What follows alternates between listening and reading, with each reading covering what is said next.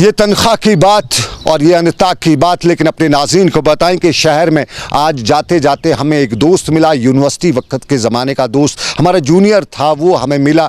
बातचीत के दौरान हमने उससे हाल अहवाल पूछा, घर वालों की खैरियत पूछी, बच्चों का नाम वगैरह पूछा, तो उन्होंने बताया अभी शादी नहीं की है उसने। हम बड़े परेशान हुए, हमें बहुत झटका सा लगा, क्योंकि अब उम्र के उस हद में वो पहुँच चुके हैं जहाँ शादी के वहाँ 2-3 बच्चे उसके होने चाहिए थे, लेकिन शादी अभी नहीं हुई। और हमने पूछा क्यों नहीं है, तो जवाब उनका मिला कि उन्हें पहले तो नौकरी नहीं मिली, पहले कंट्रैक्चुअल हुए, फिर वो डिपार्टमेंट ही वाइंड अप हो गया, उसके बाद उन्हें रहबर खेल डिपार्टमेंट में नौकरी मिली है और रहबर खेल डिपार्टमेंट में उन्हें 3000 रुपये की तनख्वाह दी जा रही है। 7 साल का इंक्यूबेशन पीरियड रखा हुआ है और वो कोई वालिद नहीं होगा जो अपनी बेटी 3000 की तनख्वाह वाले पोस्ट ग्रेजुएट आदमी के हवाले करेगा, उससे शादी कराएगा और यूँ उसकी शादी नहीं हुई। ये कितनी हकीकत है, कितनी सच्चाई है, उन्होंने बताया। लेकिन जब हमने बाद में मालूम किया तो हमें मालूम हुआ कि रहबर खेल सरकार की एक विंग है और इसी विंग में जो लोग एम्प्लॉय हैं, जो काम करते हैं, उन्हें 3000 रुपये माहाना तनख्वाह मिलती है। यूँ समझ लीजिए 3000 आजकल एक घर में सिर्फ दवाई का खर्चा है,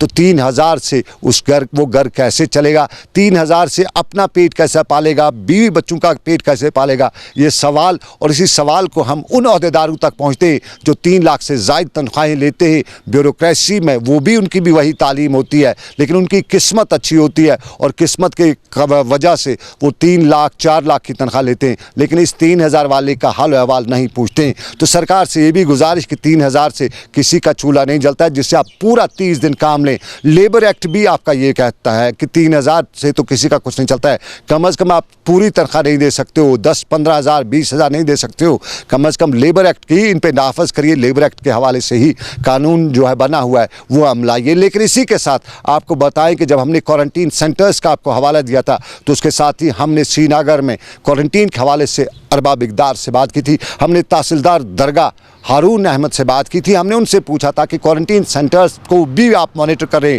तो इल्ज़ामात आप पे भी लगते हैं कि वहाँ फैसिलिटीज़ नहीं है। तो उनका जवाब भी आप सुनिए, क्या बताया उन्होंने।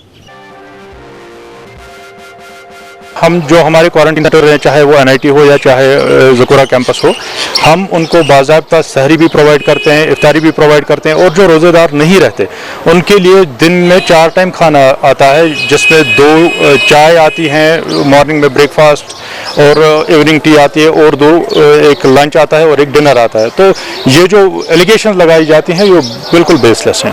टेस्ट को लेके ज़्यादा डिनर से आ रही है कि हमारे टेस्ट नहीं दिए जा रहे, नहीं लिए जा रहे हैं तो फिर उनका रिपोर्ट वापस नहीं। हाँ, अब ये उनको कोऑपरेट करना पड़ेगा। डेली हमारे जो इनफ्लो है श्रीनगर डिस्ट्रिक्ट का, मेरे ख्याल में कम से कम 3-4-5 हज़ार लोग डेली आते हैं, तो उतने लोगों का कोप अप करना हमारी टेस्टिंग कैपेसिटी के बुनियाद पर, उनको भी ये समझना चाहिए कि एक दिन अगर ज़्यादा लगे वही बेहतर है, इससे कि वो अगर खुदा न खास्ता कोई पॉजिटिव हो वो अपनी इन्फेक्शन लेके घर चला जाए। तो इसमें भी कोऑपरेट करने की ज़रूरत है। जिनके टेस्ट हुए हैं, एक दिन अगर रिजल्ट आने में ज़्यादा लगता है तो उसमें कोई घबराने वाली बात है नहीं।